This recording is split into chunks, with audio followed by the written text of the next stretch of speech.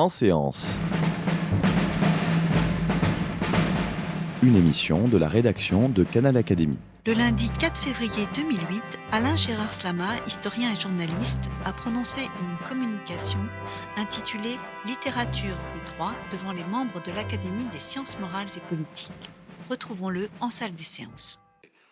Eh bien, Monsieur le Président, Monsieur le Chancelier, Monsieur le Secrétaire perpétuel, Mesdames et Messieurs les académiciens, je ne saurais aborder cet exposé sans, au préalable, adresser un témoignage sincère de mon admiration à François Terré, qui a pris un risque, déjà celui que je n'envoie pas à mon curriculum vitae, qu'il m'en pardonne, mais je ne pensais pas qu'il l'attendait avec autant d'appétit, et qui a pris un autre risque qui est bien dans son caractère, qui a consisté à éviter à parler des rapports entre littérature et droit, quelqu'un qui éprouve à coup sûr un grand intérêt pour ces deux disciplines, mais qui n'est ni professeur de littérature, ni professeur de droit.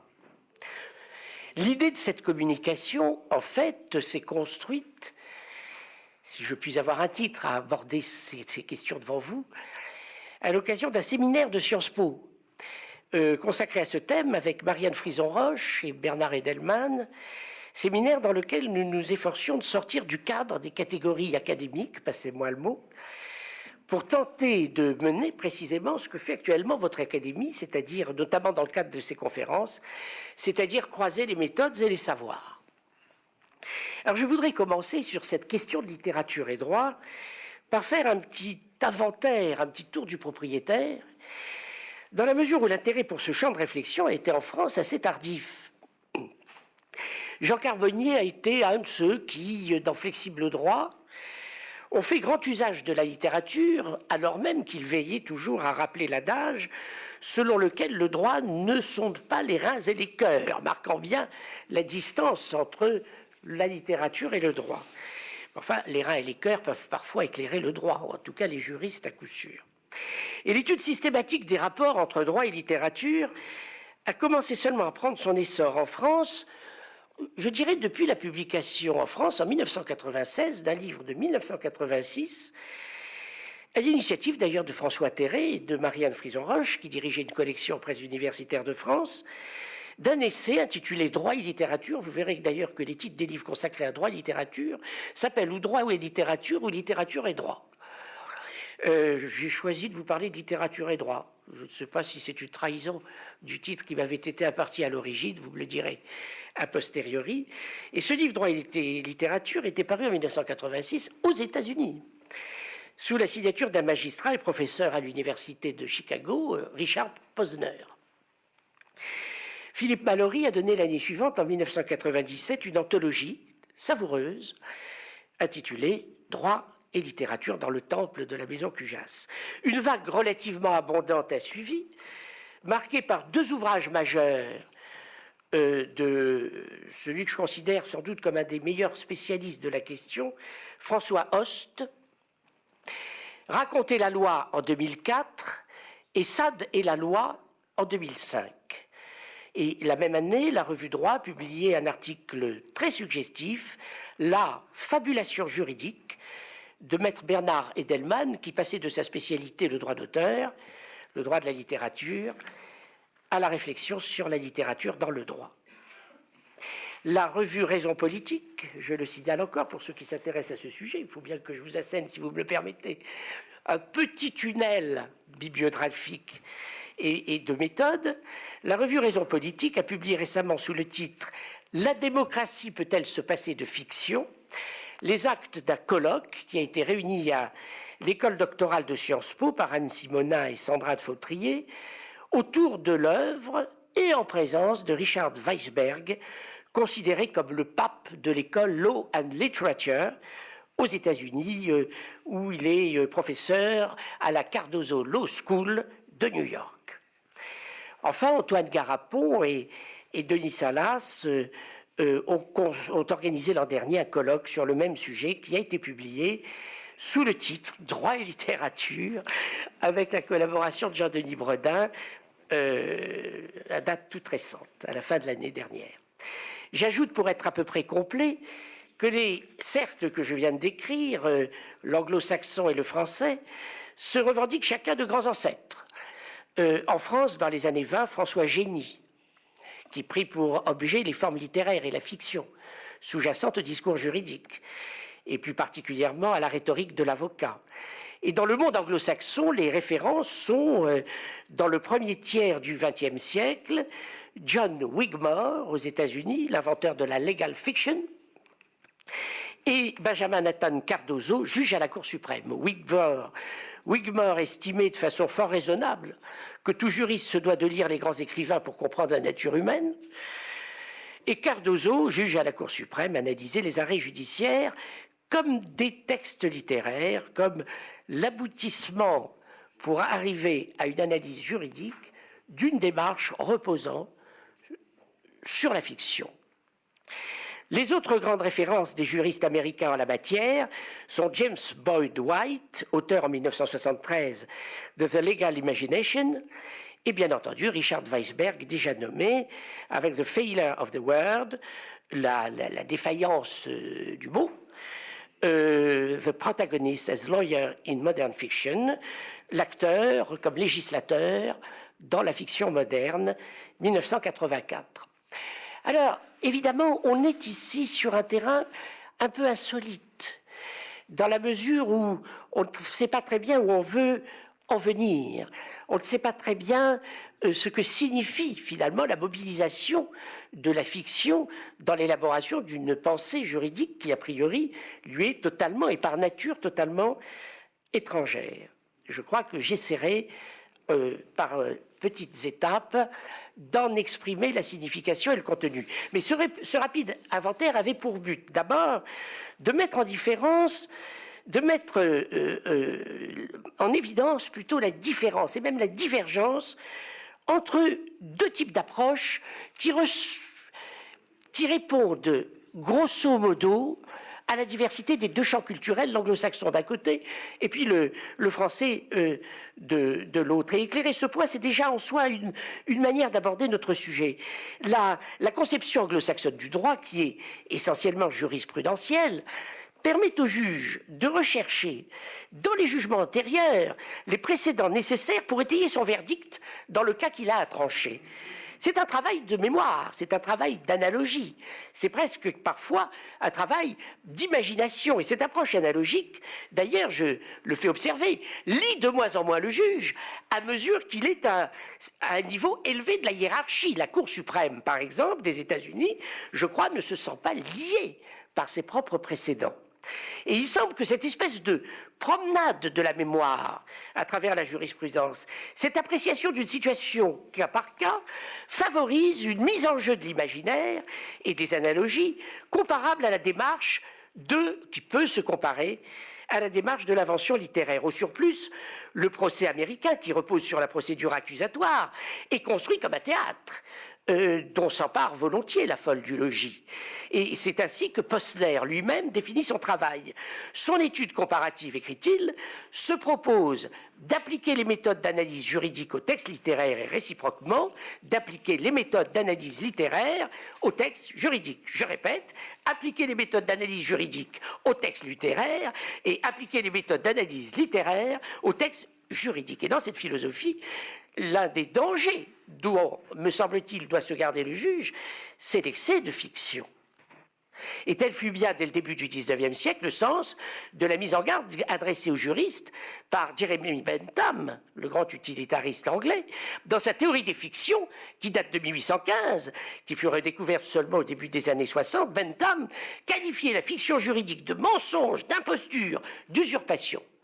Et Posner lui-même a manifesté au premier abord la même méfiance en sous-titrant l'édition américaine de son livre, Droit et littérature. Il l'a sous-titré Misunderstood Relation, une relation mal comprise.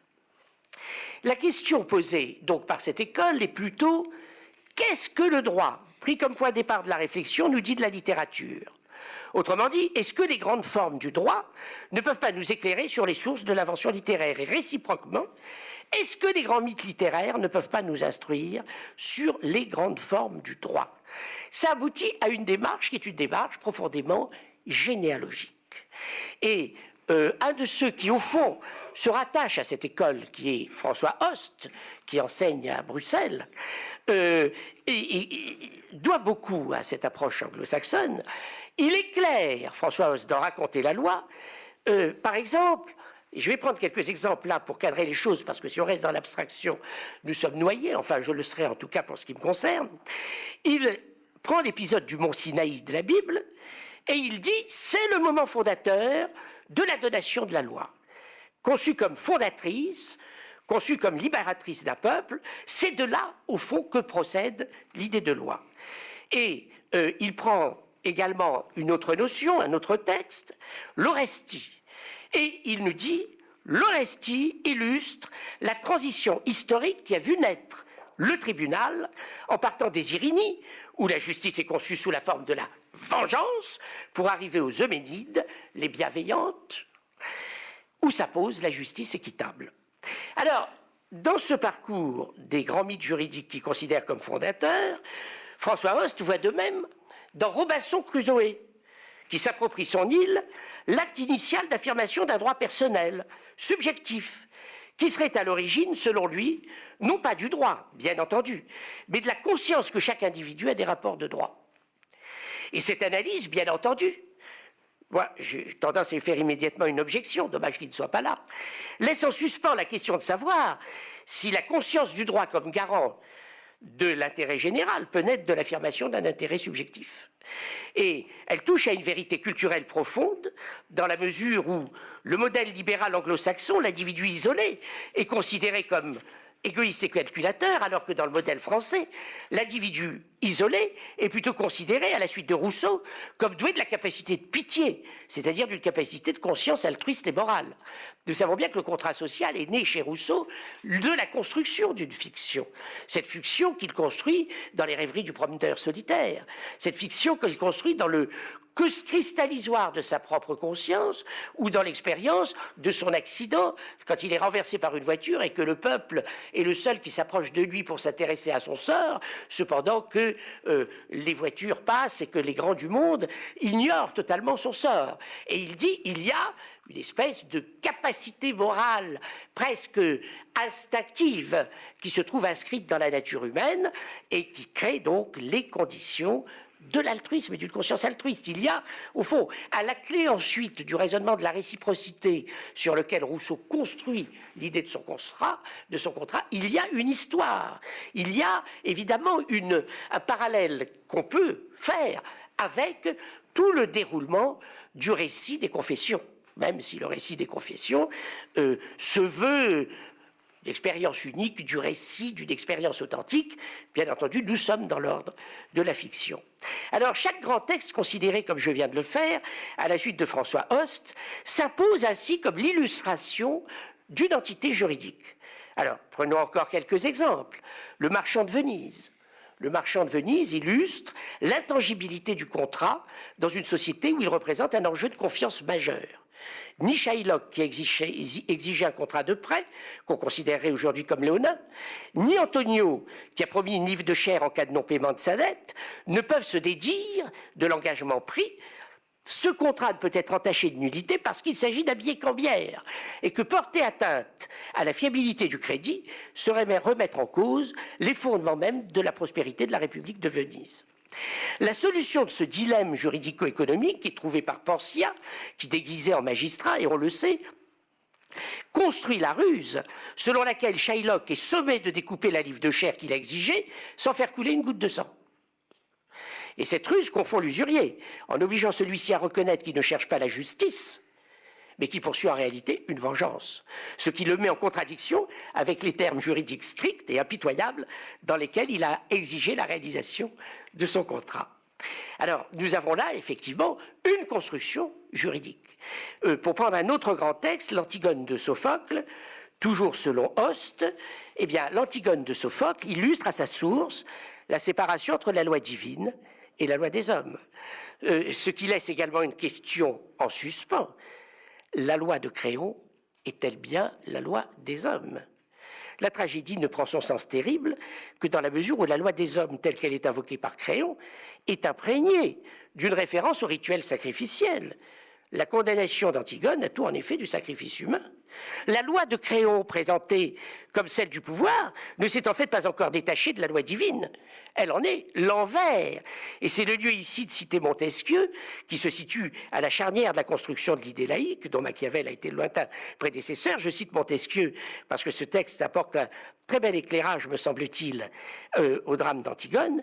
Il faut éviter les lois pénales, on fait de religion. Elles impriment de la crainte, il est vrai. Mais comme la religion a ses lois pénales aussi qui inspirent de la crainte, l'une est effacée par l'autre. Entre ces deux craintes différentes, les âmes, l'expression magnifique, entre ces deux craintes différentes, les âmes deviennent atroces. N'est-ce pas là une très forte méditation sur la tragédie d'Antigone? Alors la question qu'on se pose à propos de cette approche archéologique est de savoir si les textes nous permettent vraiment d'éclairer une genèse, ou s'ils ne nous fournissent pas plutôt des paradigmes des différents modèles juridiques. Et là, je voudrais faire une comparaison avec une démarche que j'ai trouvée très forte et très courageuse, qui était celle de Georges Dumézil.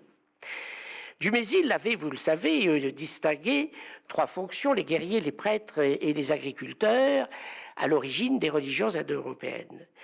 Et ces trois fonctions, il leur attribuait une fonction archéologique, en quelque sorte, de laquelle l'organisation des sociétés du champ indo-européen découlait. Et il a été amené à considérer que le matériau essentiellement littéraire ou des grands mythes de l'Antiquité sur lequel il s'appuyait, que ce matériau littéraire lui permettait au mieux de découvrir des modes d'action, de mettre en évidence des structures, et qu'autrement dit, il n'est pas évident qu'une société fonctionne sur le mode de la tripartition fonctionnelle, et moins encore que ces trois fonctions soient hiérarchisées, mais elles peuvent être guerriers, prêtres et agriculteurs, fonctions militaires, fonctions juridiques et sacerdotales, fonctions, disons, on dirait aujourd'hui, de consommation. Ces trois, et de production, ces trois fonctions ne sont pas nécessairement hiérarchisées. Et au surplus, elles peuvent être combinées, elles peuvent s'articuler à l'intérieur d'un même processus ou sur la tête d'un même roi. Tarquin, par exemple, entrant à Rome avec des victuailles, c'est à la fois la fonction militaire, c'est la fonction juridique et du pouvoir, et c'est la troisième fonction, c'est-à-dire c'est à la fois Jupiter, Mars et Quirinus, les trois pôles de la réflexion de Dumézil. Et donc, Dumézil est même allé plus loin. Il pensait que ces trois fonctions ne fonctionnaient pas pour le monde grec, et puis il a fini par l'appliquer au monde grec. Donc, François Host a eu, en ce qui le concerne, le mérite de poser d'une certaine façon la même question en reconnaissant que son approche littéraire du droit lui permettait de cerner non pas des fondations, non pas une archéologie, mais bien plutôt des modèles juridiques, des structures qui ont trouvé, selon les champs culturels, des manifestations différentes. Et du coup, ces notions que j'évoquais, la loi chez Moïse, le droit qui repose sur le juge, et Shylock, le droit selon Robinson Crusoe, les tribunaux, le passage des Euménides, cela s'incarne en fond dans des champs culturels distincts. Aussi bien, c'est-à-dire le droit qui repose sur le juge, ce sont les pays de common law, l'Angleterre, les États-Unis. Le droit qui repose sur la loi dans l'étape de Moïse, c'est le droit continental européen, dont la France est un des meilleurs représentants, et le droit selon Robinson Crusoe, le droit qui s'identifie au droit subjectif de l'individu, eh bien c'est le problème que nous pose le droit moderne, dans lequel la loi et le juge sont invités à consacrer parfois, au détriment du lien social, des prérogatives de groupe ou des prérogatives individuelles. Et donc, vous voyez comment le travail des textes permet de plaquer ensuite sur l'observation de la réalité historique des clés d'analyse ou des clés explicatives qui ont le mérite pour nous, effectivement, d'apparaître comme des structures relativement stables. une typologie relativement stable de la pensée juridique. Mais le risque est évidemment que cette démarche s'enferme dans la généalogie, et le risque est aussi que, au fond, elle est pour principal intérêt de permettre de donner à des concepts juridiques la transcription sensible des images littéraires. Ce qui me paraît toujours un petit peu tentant et dangereux dans les rapports entre littérature et droit, c'est la tentation de faire de la littérature un procédé de colorisation, en quelque sorte, des concepts abstraits, pour leur donner un petit peu plus de chair, un petit peu plus de vie. Et souvent, ma spécialité étant plutôt les rapports entre littérature et histoire, j'ai lieu parfois de regretter que pour les historiens, trop souvent, les références littéraires soient précisément une espèce de luxe qu'on se donne, n'est-ce pas, pour éclairer. Bon, alors, les journées de février 48, Flaubert, à nous l'éducation sentimentale, on va citer une belle page, cela va avoir du goût, de la saveur, alors que, en fait, il faut partir du texte littéraire, me semble-t-il, pour en tirer autre chose. Et cette remarque m'amène à aborder l'autre école. J'ai parlé de l'école, si vous voulez, disons en gros d'imprégnation anglo-américaine. Et si nous parlions maintenant de l'école française, qui n'est d'ailleurs pas toujours représentée seulement par des Français, loin de là. Et le problème qui se pose dans la tradition positiviste française est très différent du problème qui est soulevé par le modèle anglo-saxon. Je vous disais tout à l'heure, au fond, le modèle anglo-saxon, il a intérêt à se méfier de la fiction. C'est pour ça qu'il va débusquer des genèses. Il va rechercher des clés pour essayer, en quelque sorte, d'exorciser son cheminement.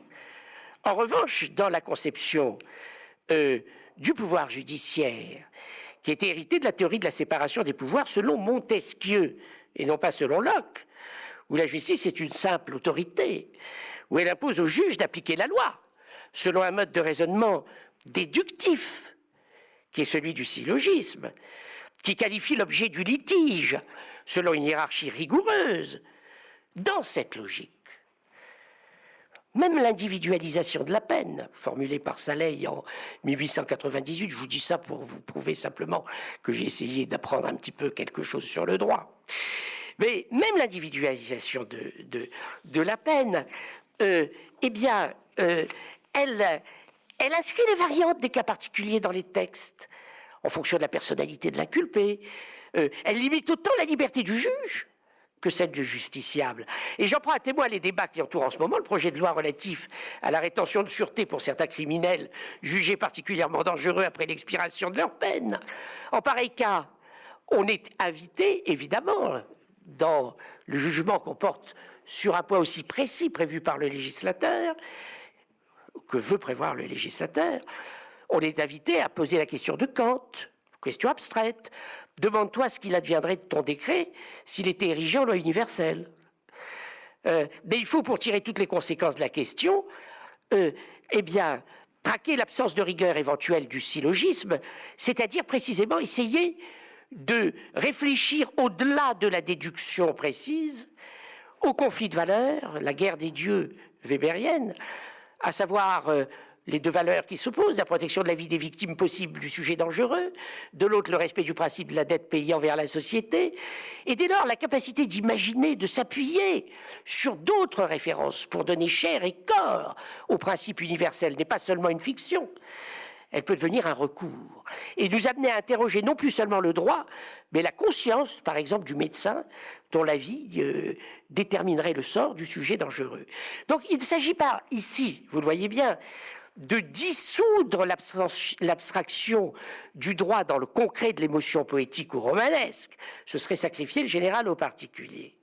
Ce serait foncer tête baissée dans les séductions de l'imagination littéraire, se laisser convaincre par les œuvres littéraires, souvent très fortes, qui puisent leur inspiration dans les valeurs, par exemple, du genre, du gender, de l'ethnicité, de la religion, qui tendent parfois, grâce notamment aux attraits de l'exotisme, je pense en particulier à la merveilleuse littérature créole, à incliner le lecteur sans nécessairement le rechercher, en faveur du multiculturalisme, de ce que Raymond Boudon appelle le mauvais relativisme, ou de cette forme d'inégalitarisme à rebours qu'on appelle la discrimination positive.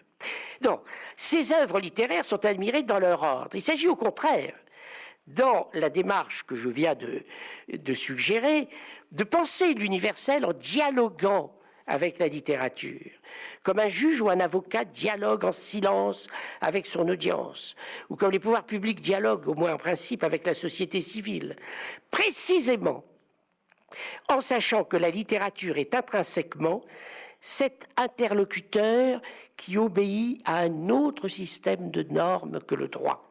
Et en sachant aussi que la capacité de distinguer entre les ordres, en particulier entre le politique et le culturel, ou entre le public et le privé, est précisément le début de la sagesse juridique, comme c'est la condition de la sagesse politique. En ce sens, oui, dans notre champ à nous, nous avons plutôt besoin de fiction.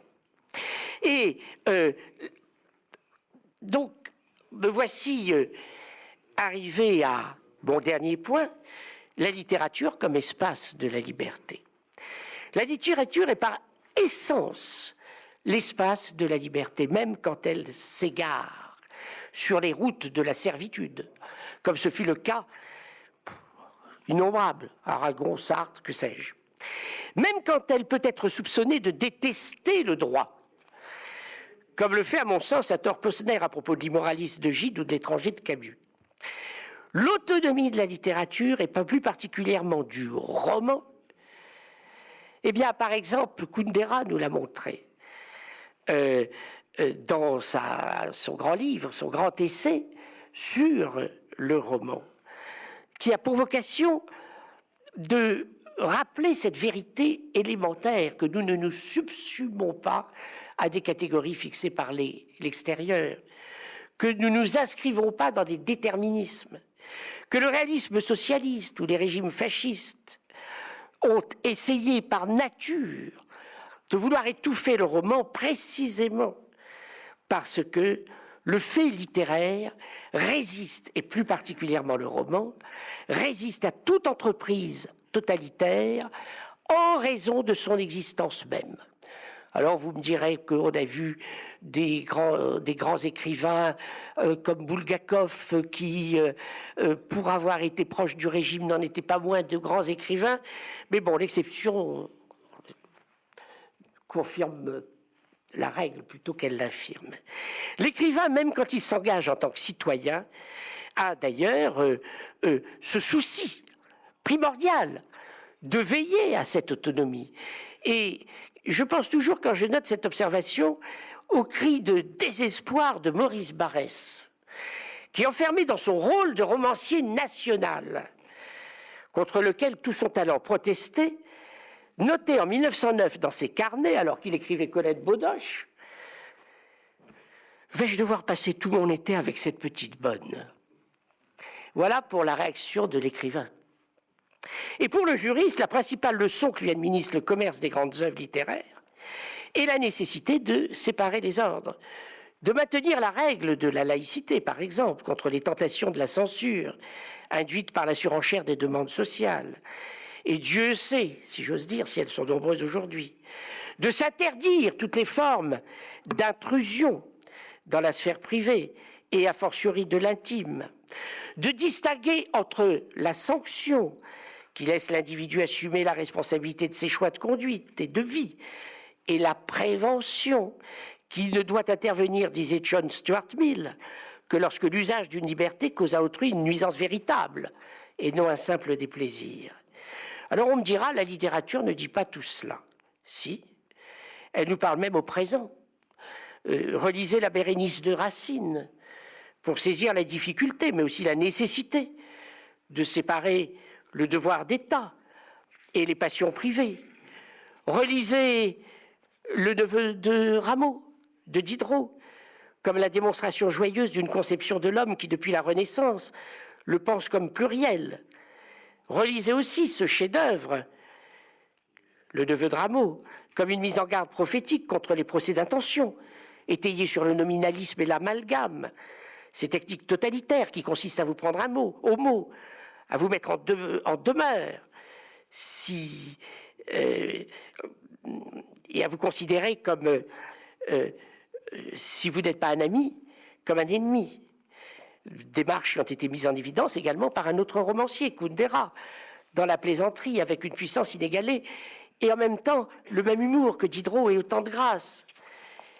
Relisez Adolphe de Benjamin Constant, à la lumière de sa philosophie de la liberté selon les anciens et les modernes, et vous comprendrez que la jouissance paisible de l'indépendance privée n'est pas paisible, qu'elle doit être une conquête de chaque instant, non seulement contre l'emprise du jugement d'autrui, mais contre l'infantilisme du narcissisme et l'esclavage de l'émotion.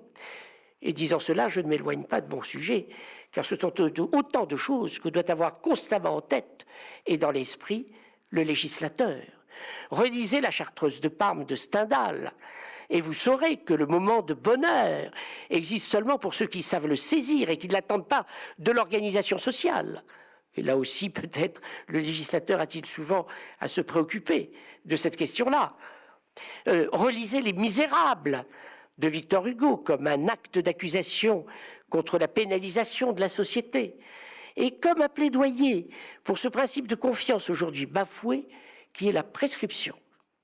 Plus près de nous, relisez les romans de Gide comme une mise en garde contre l'illusion de la justice parfaite et comme le rappel de la frontière qui doit séparer nos engagements politiques de l'économie de nos plaisirs, dans lesquels la société n'a pas à intervenir, serait-ce pour faire droit à un désir de mariage ou d'enfant.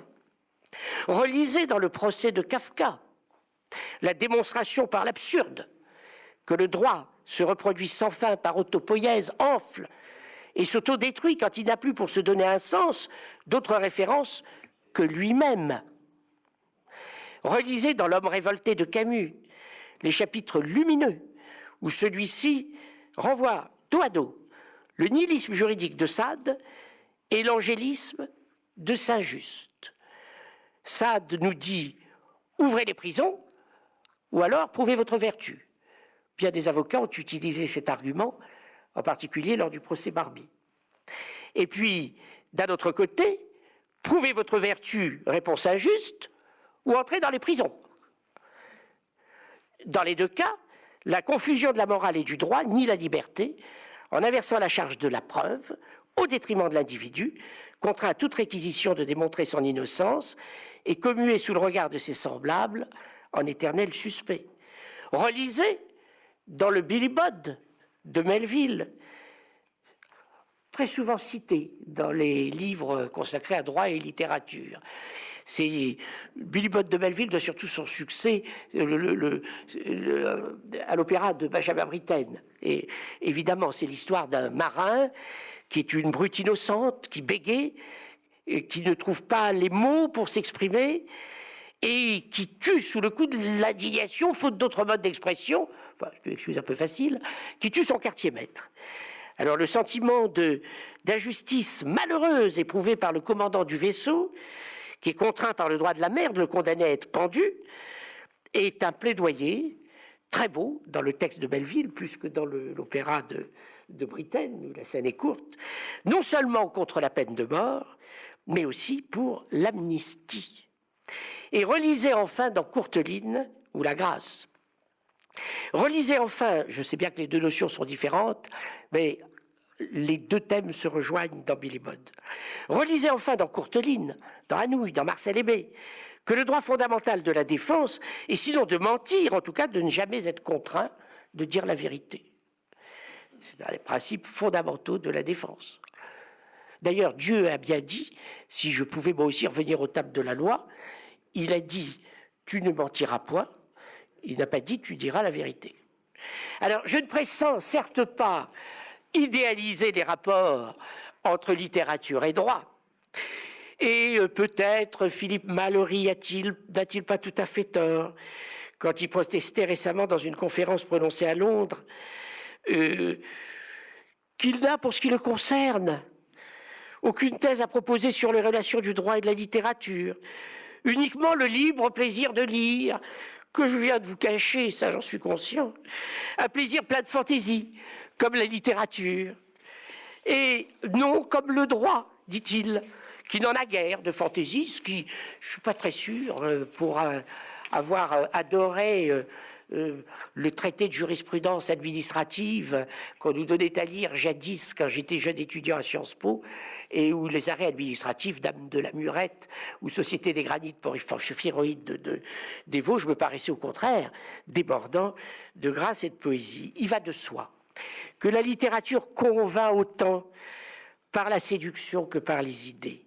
Il va de soi qu'elle peut être à l'occasion mauvaise conseillère, inclinée au scepticisme à l'égard des lois et de la justice. Enfin, La Fontaine, hein, les animaux malades de la peste, l'huître et les plaideurs. Elle peut inciter au crime, comme le personnage de Lafcadio, embrumé dans son idéologie de l'acte gratuit, décrit par Gide dans les caves du Vatican, lorsqu'il balance par une fenêtre Amédée Fleurissoir. Ce n'est pas un très bon exemple qu'il faille donner à notre jeunesse.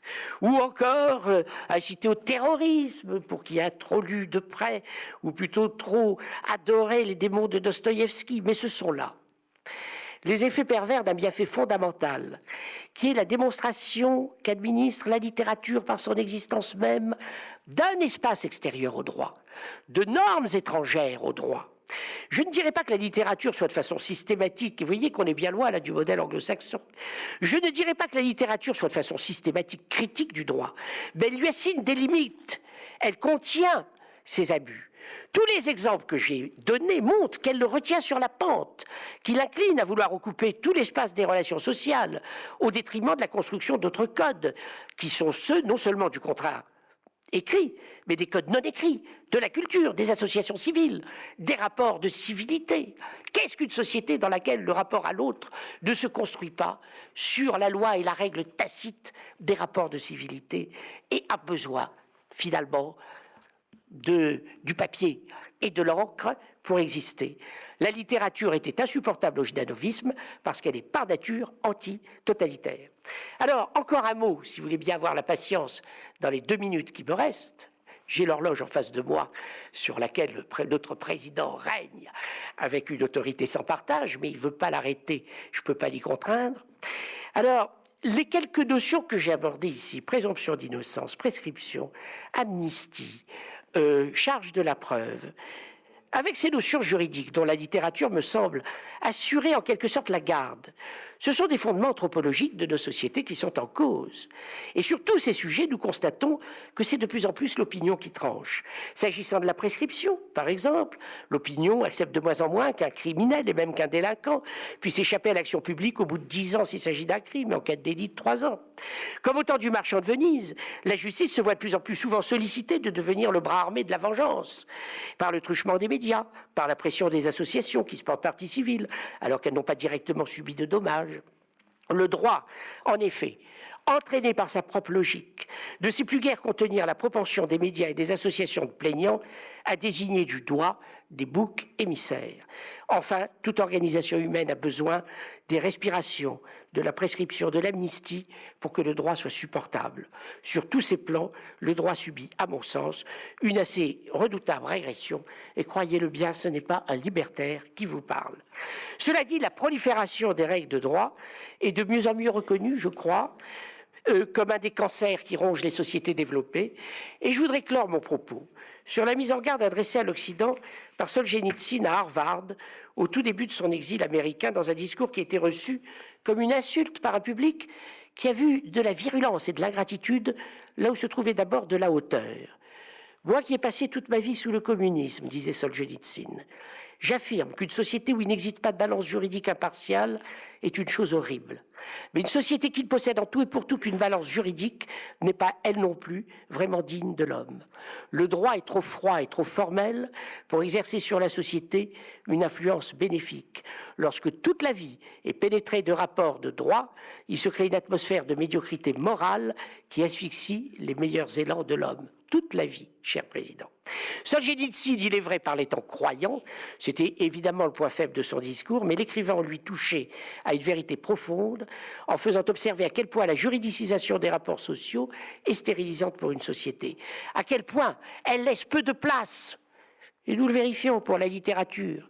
Le temps n'est pas si loin où l'intellectuel était d'abord un écrivain, où on pouvait prendre le pouls d'une époque, de ses idées, de ses passions, de ses mentalités, à travers sa littérature.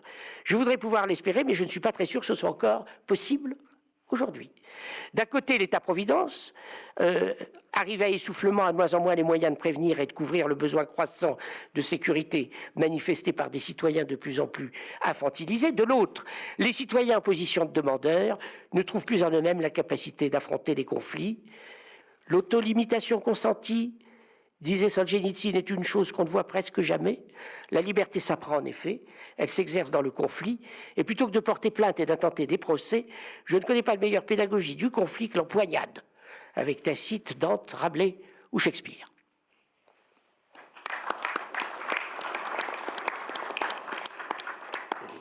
Vous venez d'entendre la communication d'Alain Gérard Slama, intitulée Littérature et droit, prononcée devant les membres de l'Académie des sciences morales et politiques le 4 février 2008.